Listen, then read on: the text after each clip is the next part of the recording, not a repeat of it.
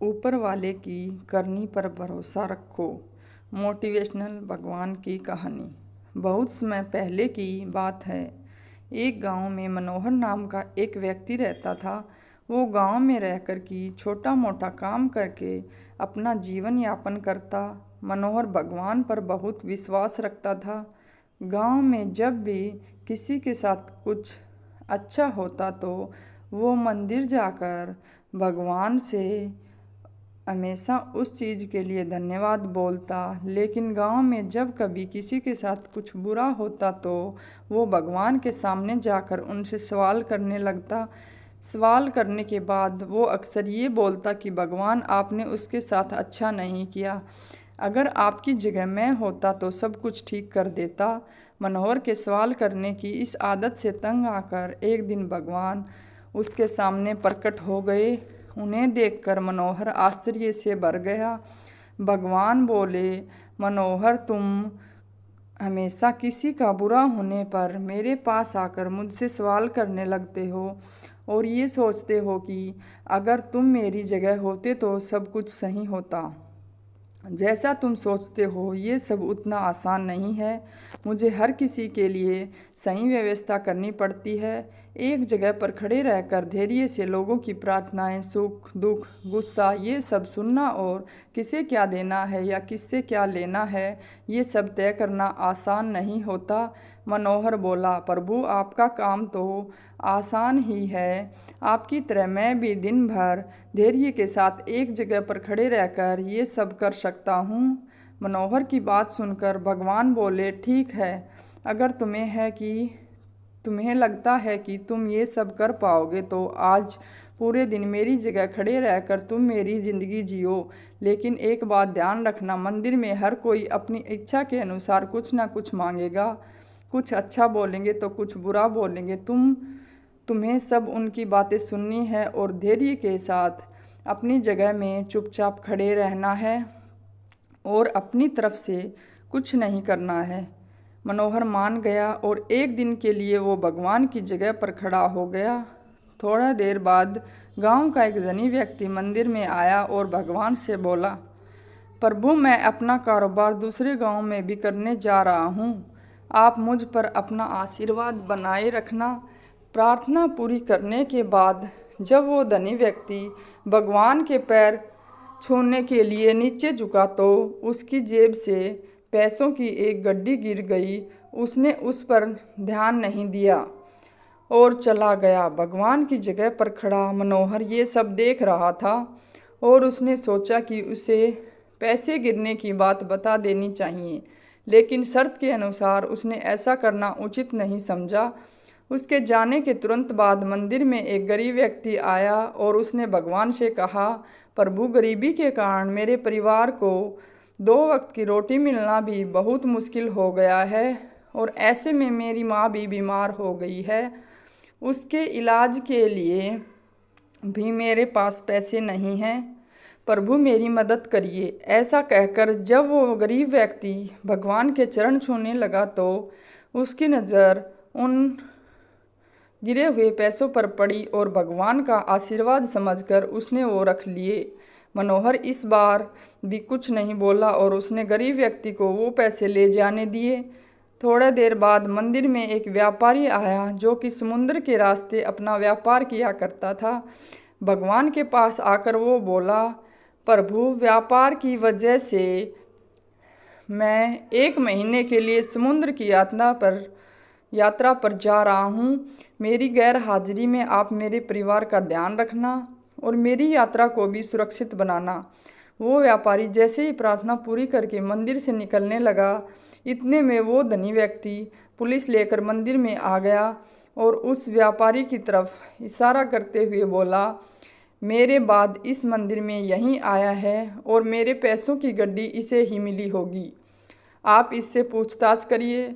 उस व्यापारी ने पुलिस को काफ़ी समझाया कि वह गड्डी उसके पास नहीं है, लेकिन पुलिस ने उसकी एक ना सुनी और उसे पकड़कर ले जाने लगे।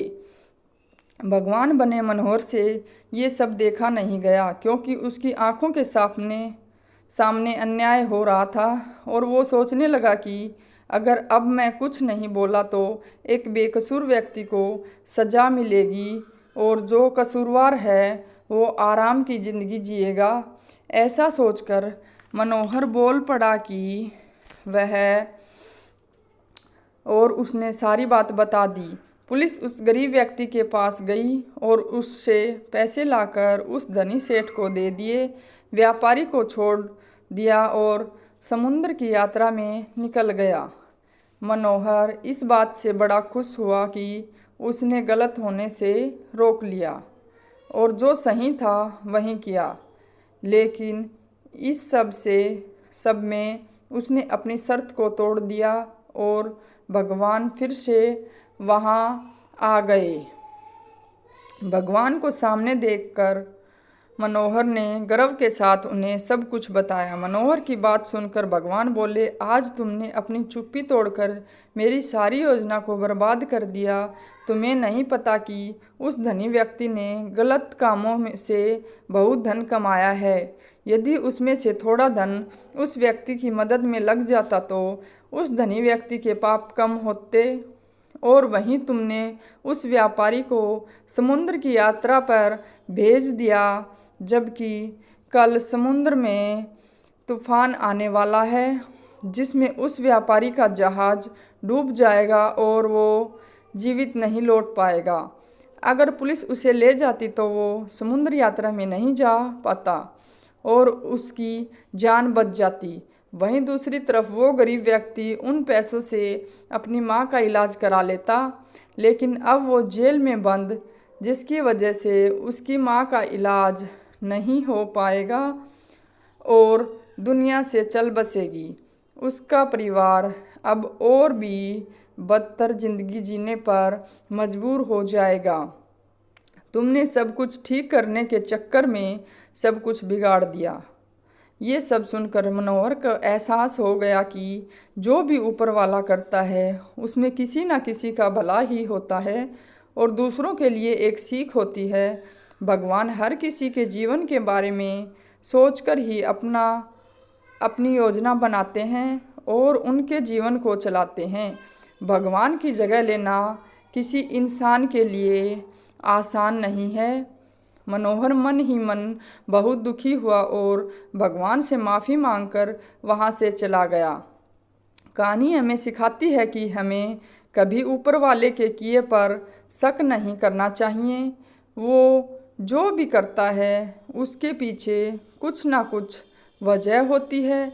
जब भी हमारे संग कुछ बुरा होता है तो हम ऊपर वाले को शक की निगाहों से देखते हैं और सोचते हैं कि मेरे साथ ही गलत हो रहा है। लेकिन कई बार हमें भविष्य में उस चीज़ से फ़ायदा भी होता है।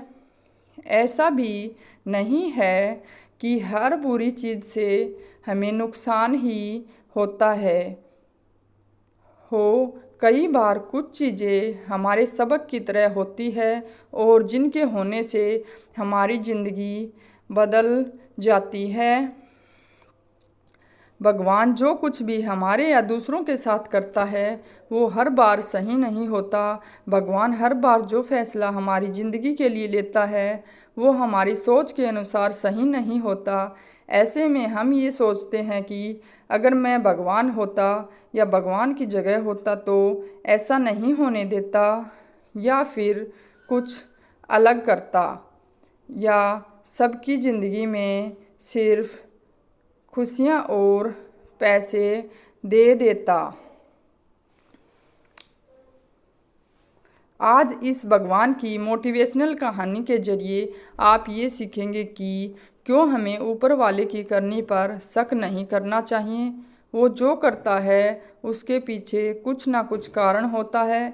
ये मोटिवेशनल भगवान की कहानी ख़ास तौर पर उन लोगों के लिए है जिन्हें भगवान पर विश्वास होता है और जो ये मानते हैं कि ऊपर वाला हमारे साथ जो करता है वो हमारे कर्मों का ही फल होता है।